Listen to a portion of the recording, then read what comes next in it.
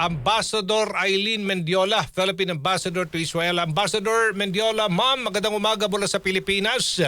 Ito po si Aljo Bendijo. Live na po tayo sa Radio Mindanao Network RMN, DZXLU's 558. Ambassador.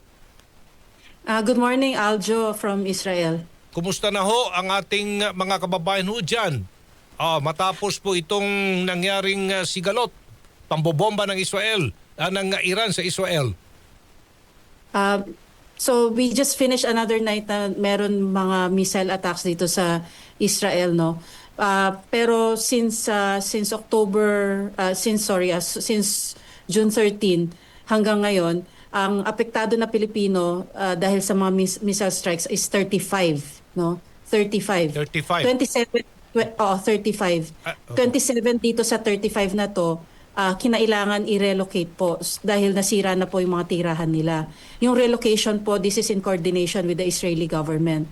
Ngayon, meron ho kaming naitala na 8 medical cases, napuntahan ho namin lahat yung mga to.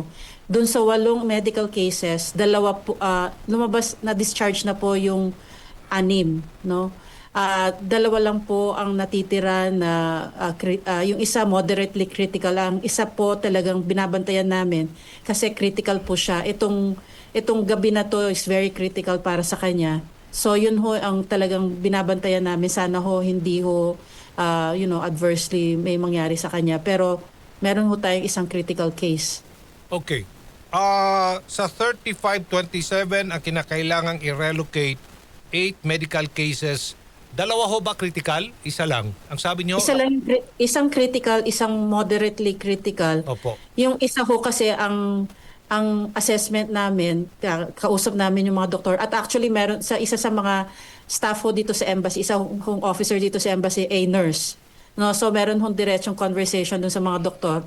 Ang sabi ho dun sa isa na hindi naman po critical pero ang problema ho medyo life-changing ho yung nangyari sa kanya. So in due time malalaman na ho natin anong ibig sabihin ho dun sa life-changing kung kung hindi ho magagamit yung kamay, yung mga ganon.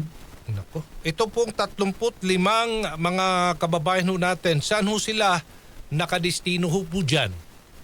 Dito ho sa 28 po sa Rehovot. No? Rehovot.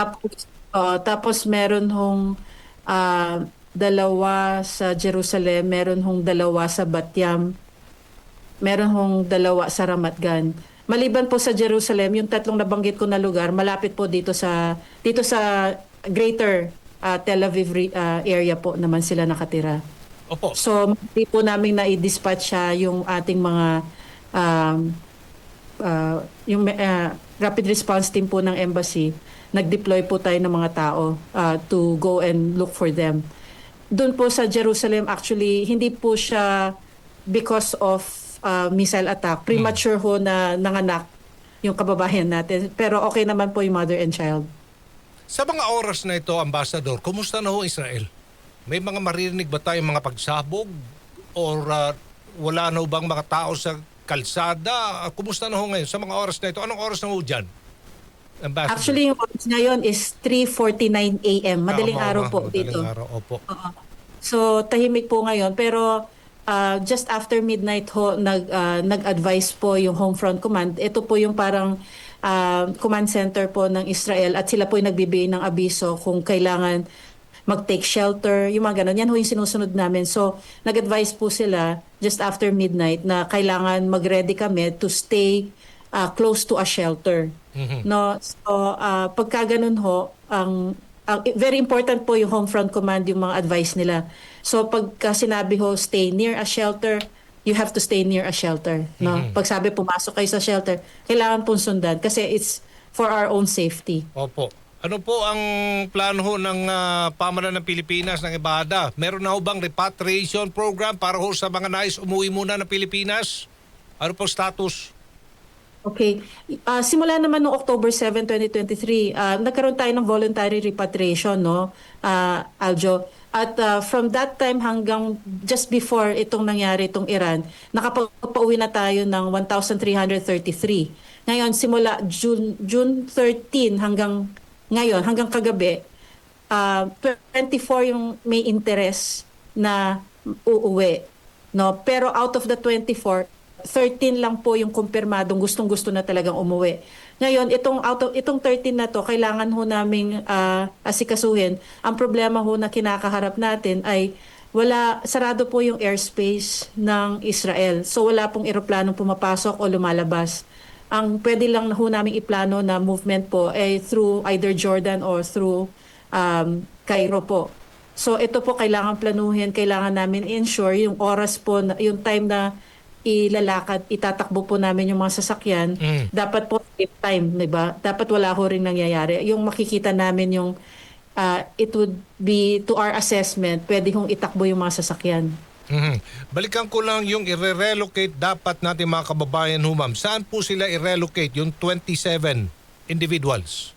Actually, ito ho, pag ang SOP ho ng Israeli government, kapag naapektado yung bahay ho, yung munisipyo mismo kung saan yung bahay, kung saan nakatira yung kababayan natin, the municipality is in charge po to look for alternative housing po muna, either a hotel or a temporary shelter for them, no.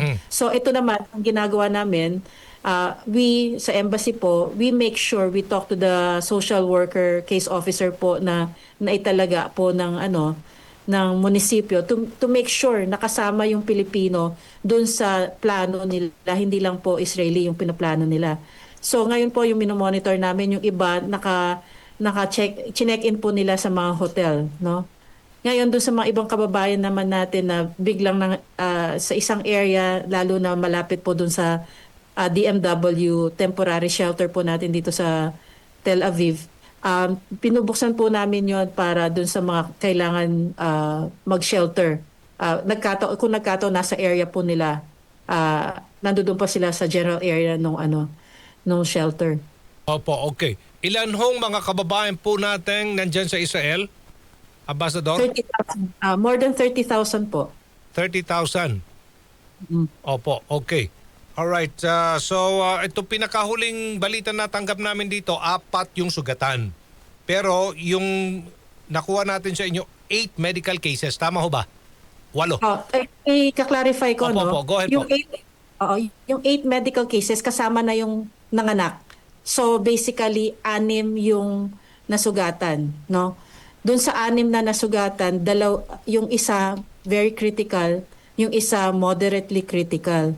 The rest po, na-discharge na po from the hospital.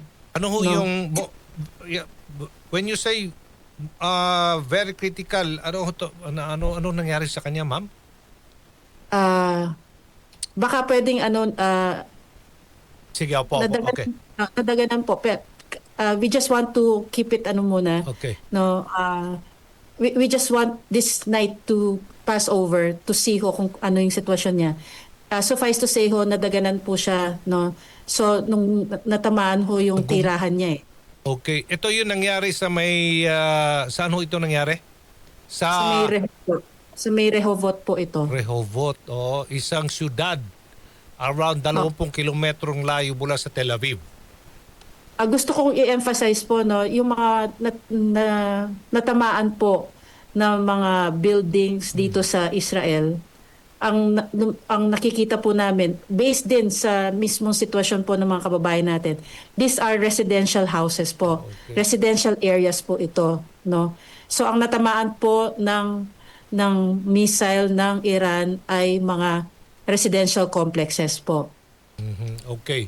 Meron na po tayong hotline number na pwedeng dulugan ng anumang tulong po ng ating mga kababayan ho dyan. Meron po tayong hotline, no. Of course, yung Facebook po natin nandiyan diyan. Okay lang ba? Opo, Joe, go if I ahead. give the telephone number. Okay.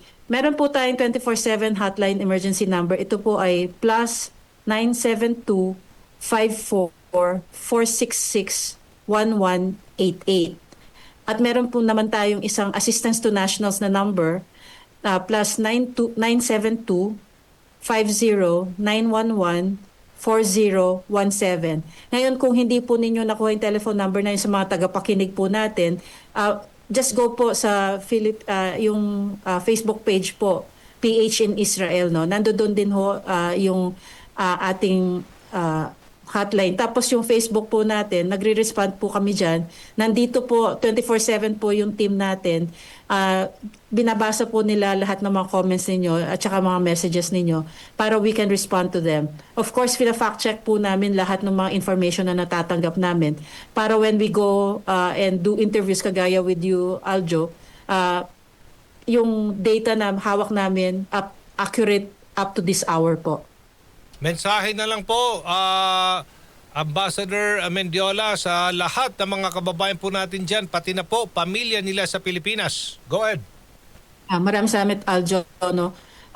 Ang panawagan ko sa mga kababayan natin dito sa Israel, at alam naman ninyo to, nabanggit ko na rin before, kailangan pag meron hong mensahe ang Homefront Command, pag sinabi pong go near a shelter, siguraduhin po ninyo pumunta kayo malapit sa isang shelter. Pag sinabi naman po na to go inside the shelter, siguraduhin po ninyo pumunta kayo sa shelter sa loob. Ngayon, wag ho kayong lalabas sa shelter hanggang hindi rin kayo naabisuhan ng Homefront Command na lumabas po sa shelter. Napaka-importante po to. This advice po will save lives, no? Very important po yan. Ngayon, sa mga kababayan po natin na may loved one na nandito sa Israel, ang internet po, ang telephone lines, wala pong problema dito sa Israel. So you can Facebook them, you can call them on WhatsApp or Viber. Pwede ho kayo mag-usap para malaman ho ninyo diretso yung kondisyon ng mga kababayan natin. At finally po, I just hope na this whole thing, we find peace po dito sa sitwasyon para po we can go back to normal, no? Panawagan ko lang din po siguro and prayers din ho dun sa kababayan natin na nasa critical situation po. Okay, maraming salamat po. Mag-ingat kayo dyan. Ambassador Eileen Mendiola, Philippine Ambassador to Israel. Good morning mula sa Pilipinas. Maraming salamat, Aljo. Good morning din. Morning.